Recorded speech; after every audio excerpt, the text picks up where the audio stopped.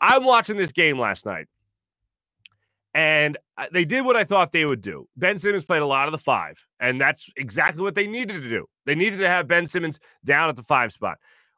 I couldn't figure out for the life of me why Doc Rivers was having Ben Simmons bring the ball up when it wasn't transition and he was supposed to be the center. Because all he was really doing every single time up the court, about 99% of the time up the court, was dribbling the ball up to the top of the key, dishing off to Seth Curry. Now, that was bad last night. Seth Curry was hot as hell, whatever. Tobias Harris, dishing off to Tobias Harris. And then he would go down to around the block, but not on the block, and just kind of just hang out there. He wasn't getting rebounds in the first half. He was barely getting assists in the first half. He certainly wasn't getting a lot of points in the first half. Went to the line a couple of times. That was great. Everyone was amped up for that. But really, you weren't getting a lot out of Ben Simmons. Then the second half started, and he was a much different player.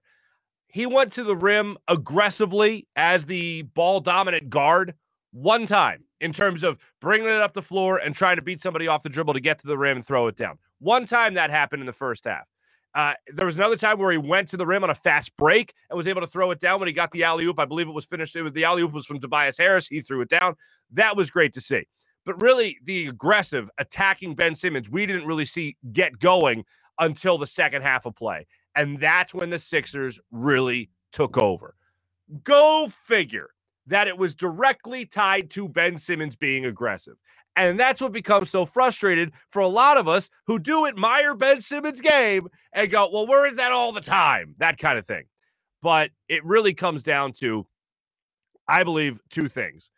It comes down to the obvious, Seth Curry just being on fire from the outside for the Sixers last night, especially in a game not just where you had Ben Simmons struggle in the first half, but where Danny Green was just off the mark throughout, and he's supposed to be one of your marquee shooters, obviously, and he wasn't last night.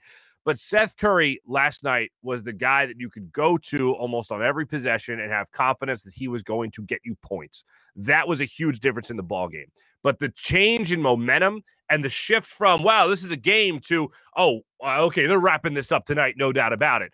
The main reason you felt that way in the second half wasn't because of Seth Curry. It was because of the way that Ben Simmons was playing basketball, defensively speaking and offensively speaking. And in that offensive set, I'm talking about the way he was attacking the rim, the way he was setting up his teammates, and also the way he was being able to pull down rebounds in that second half.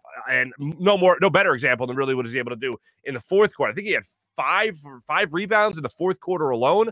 So he was definitely being aggressive on both ends of the court, trying to make things happen.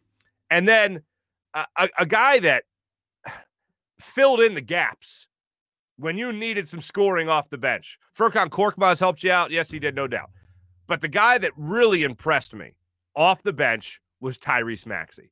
I can't get over the fact that this kid is a late first-round pick, and you would never know it by watching him. I was excited when the Sixers drafted him. I thought, a year or two, you get a development, you develop this guy. Doc Rivers gets to have this guy for a couple of years here and really develop that talent.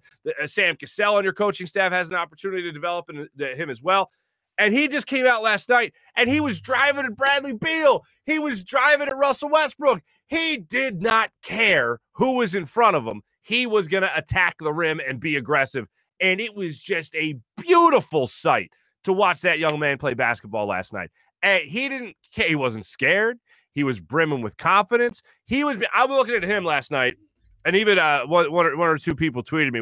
I think it was our friend Dan Schwartz from our comment section here on. It was Dan, as a matter of fact.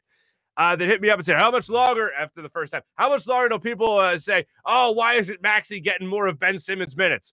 And I'm not saying that thought crossed my mind, and Dan was joking when he said it. However, one thing that did cross my mind was, wow, Tyrese Maxey knows to attack the rim, but Ben Simmons, who's a 3-time All-Star, and is at his best when he's doing that, isn't really attacking the rim in the first half.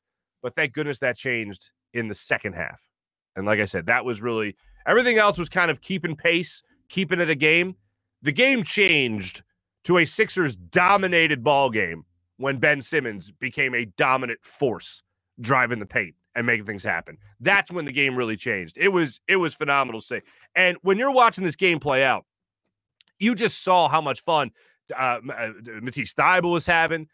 Ben Simmons was having, Tyrese Maxey was having, all these guys, Dwight Howard at one point, when I think it was the first time Ben Simmons went to the line after our friend John Clark tweeted out earlier in the day that Ben Simmons got to the gym at 3:45, I think it was that afternoon, just to get right to the foul line and start shooting foul shots to get ready for Hack-a-Ben, if that's what it came down to again in this game, which is exactly what it did come down to in this game early on, not later, but early on. He was definitely put to the line by Scotty Brooks. And he was a much better free throw shooter for you last night. 5 of 8, I think, is what he finished at last night. So that was much better to see that. And it seemed like with the amount of confidence he had at the line, Scotty Brooks was a little bit hesitant to do that later in the ball game, which was nice. But when you did see Ben Simmons go to the line, you see Dwight Howard sitting off to the side on the bench, and he's got like a smirk on his face when the place went bonkers when Ben Simmons hit his first free throw. It just looked like this team was having a lot of fun.